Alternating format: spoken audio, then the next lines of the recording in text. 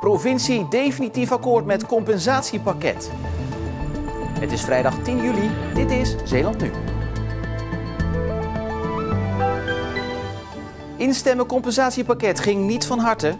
Connection wil extra geld of stopt met rijden. En afscheid nemen van de basisschool is spannend en bijzonder.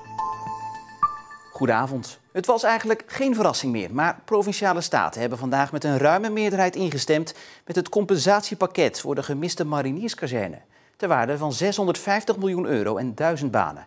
Met het instemmen is een einde gekomen aan een belangrijk hoofdstuk in deze langslepende kwestie. De stemmen zijn hoofdelijk uitgebracht en er zijn 7 stemmen tegen, waarmee het voorstel is aangenomen. Er waren 29 stemmen voor en dus 7 tegen. Provinciale Staten vergaderden overigens niet in het Abdijcomplex in Middelburg, maar vanwege de coronamaatregelen een stukje verderop in de ruimere studio A58. En daar staat voor ons ook Ariane Lafort. Ariane, een meerderheid is dus voor, maar het ging niet echt van harte. Nee, voor veel statenleden zitten er nog te veel zaken in het compensatiepakket die nog uit moeten worden onderhandeld, die dus nog onzeker zijn en die de vraag oproepen: wat gaat er van het pakket uiteindelijk terechtkomen? En dan het belangrijkste onderdeel, die Law Delta, met die zwaar beveiligde EBI-gevangenis. Ja, dat is toch iets wat niet veel partijen zien zitten. Slecht voor het imago van Zeeland. En ja, heel ironisch is dat de staten hier achter in deze zaal zitten te vergaderen. Pal naast een attractie met de naam Prison Island. Dus hoe ironisch wil je het hebben? Alleen zo'n Prison Island, zo'n Alcatraz aan zee, dat wil niet iedereen. En vandaar dat sommige partijen vanochtend tegen het compensatiepakket stemden. Wij denken dat zo'n gevangenis niet het imago van Zeeland versterkt. Dus wij denken dat je echt harder in had moeten zetten op een ander pakket. En ons voorstel was dan ook: vraag aan de Zeeuwse kiezers, wat vindt u ervan? Laat ze uitspreken in een referendum. Bent u voor of tegen dit pakket? Want ook wij als staten konden alleen maar ja of nee stemmen. Nou, wij denken, laat de burgers dat zelf doen. Maar zo'n referendum, ook een voorstel daarvoor, heeft het niet gehaald vanochtend? Nee, dat heb ik ook begrepen. Er zijn fracties die zeggen dat dit te ingewikkeld is voor de kiezers. Wij denken dat de kiezers intelligent zijn, dat ze dit aankunnen en dat we deze vraag best aan onze kiezers zouden kunnen voorleggen. Maar snapt u toch de vrees dat er te veel losse eindjes en te veel onzekerheden in het pakket zitten? Ja, we hebben met het kabinet tot het eind toe hierover gesproken. Van hoe kunnen we zo hard mogelijk maken dat wat we nu afspreken ook gebeurt. Nou, wat daarin bijzonder is dat we een aparte overeenkomst met het kabinet hebben gesloten. Waarin het kabinet ook aan boord blijft. Een aparte stuurgroep, 2 keer per jaar openbaar rapporteren. Niet alleen hier in Zeeland, maar ook aan de Tweede Kamer.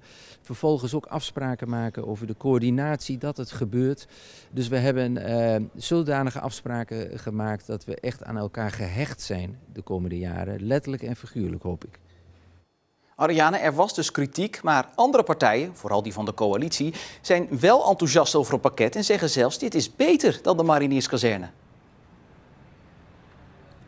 Nou, er zijn gisteren stukken openbaar geworden waaruit blijkt dat Zeeland eigenlijk maximaal 350 miljoen euro aan schadeclaims had kunnen indienen bij het Rijk vanwege die gemiste marinierskazerne. Nou, in dat licht zou je zeggen dat een compensatiepakket van 650 miljoen euro, zeggen die statenleden, helemaal zo gek nog niet is.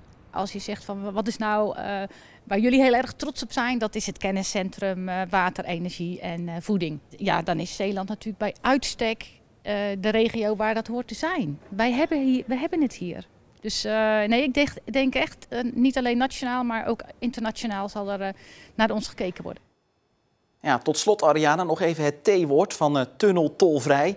Veel partijen hadden ook graag een tolvrije Westerschelde-tunnel in het pakket teruggezien, maar die zit er dus niet in. Nee, dat is definitief. Dat was al eerder duidelijk. Want zo'n compensatie, of liever gezegd in de vorm dan van zo'n tolvrije tunnel. Ja, dat had gelijk zo'n 450 miljoen euro gekost voor het Rijk. En daarmee was de speelruimte voor het hele compensatiepakket al min of meer opgesoupeerd. Maar het leeft duidelijk wel. En vandaar dat er nu toch ook een motie ligt van de Partij van de Arbeid om los van het compensatiepakket, maar toch in de toekomst toch harder te gaan lobbyen in Den Haag. Toch voor zo'n tolvrije tunnel. Ariane Lafort, dankjewel.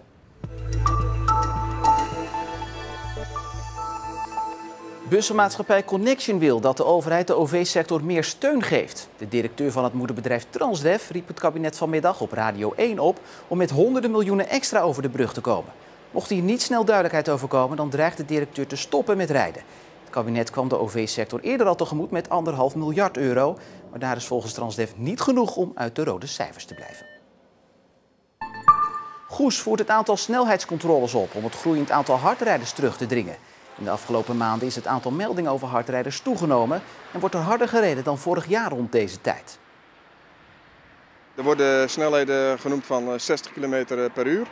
Alleen ja, het is, je gelooft het niet, maar snelheden tot 100, 120 km per uur worden hier af en toe ook gereden. De coronacrisis, waardoor het er ook rustig is op de weg, is volgens de politie de oorzaak van het groeiend aantal hardrijders. Behalve snelheidscontroles worden ook borden ingezet om het aantal snelheidsovertreders terug te dringen. Het ministerie van Justitie weerlegt de kritiek dat Nederland een overschot aan gevangeniscellen heeft en een extra beveiligde gevangenis, zoals die in Vlissingen is gepland, niet nodig zou zijn. Volgens het ministerie neemt de behoefte aan cellen juist toe. Zo voorspellen ze dat in 2023 2000 cellen meer nodig zijn dan waar nu op wordt gerekend. De GGD bereidt zich voor op een eventuele tweede coronagolf dit najaar. Om snel in te kunnen grijpen wordt de testcapaciteit in Zeeland flink verhoogd. Van 200 testen per dag nu naar 1500 in het najaar. Daar worden nog wel extra medewerkers voor gezocht om ervoor te zorgen dat de andere GGD-medewerkers hun normale werk weer op kunnen pakken.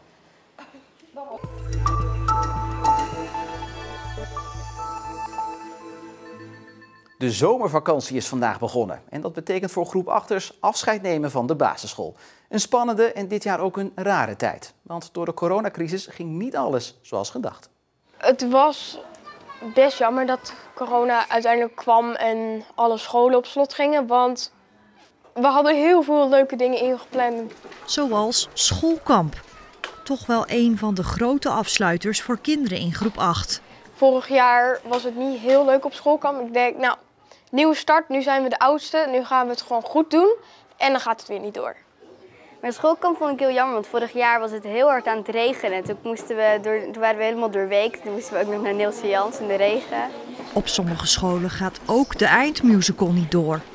Jammer dat we het land niet in kunnen, hè, schat, zoals altijd. Ja, ik mis het ook. Al die mensen langs de kant speciaal voor ons. Maar de Theo Thijssen School in Zierikzee heeft ervoor gekozen hem niet op te voeren voor de ouders, maar er een film van te maken.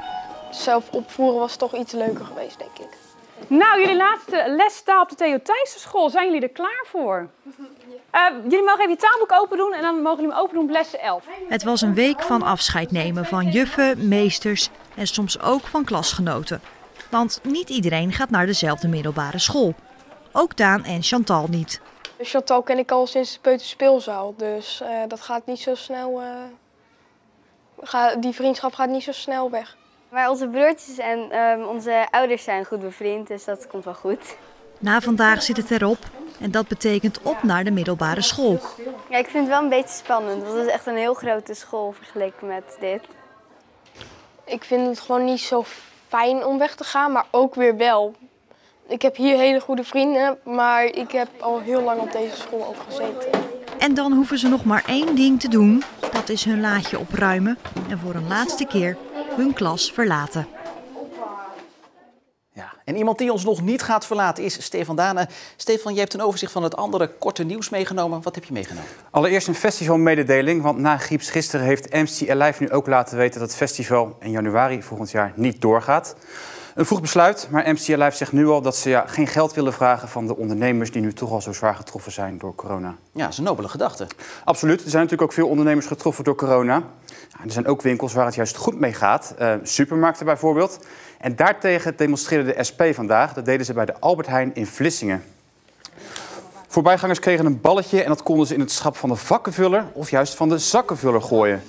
De SP vindt namelijk dat vakkenvullers te weinig verdienen, zeker sinds de coronacrisis. Waar een supermarkt recordomzet te draaien en er flink bijgevuld moest worden door al het gehamster. Ja, en we blijven nog even bij het geld, heb ik begrepen. Ja, een treurig verhaal wel hoor, want gisteren is een 89-jarige man uit Vlissingen beroofd. Gisteren stonden er ineens een man en een vrouw bij hem op de stoep en die zeiden dat ze hem juist €50 terug wilden geven.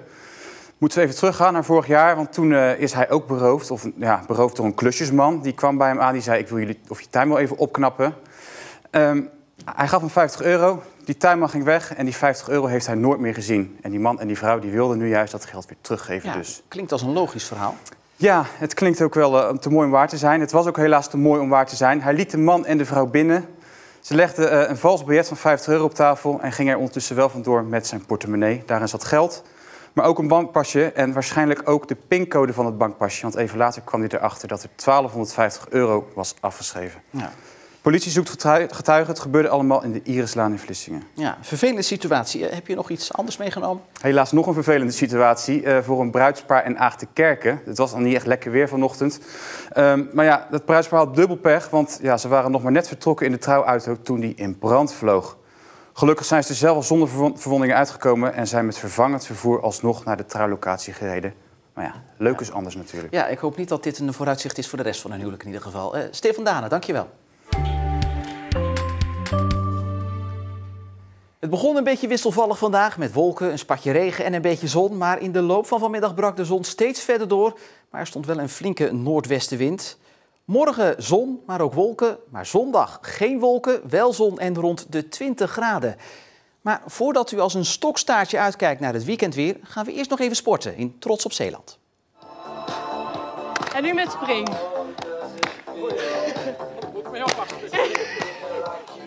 Oké, even pas op de plaats. Dit kun je denk ik ook wel. Ja, draai die spieren maar alvast los. Straks dus in Trots op Zeeland. Ik ben er morgen weer. Fijne avond voor nu en een goed weekend.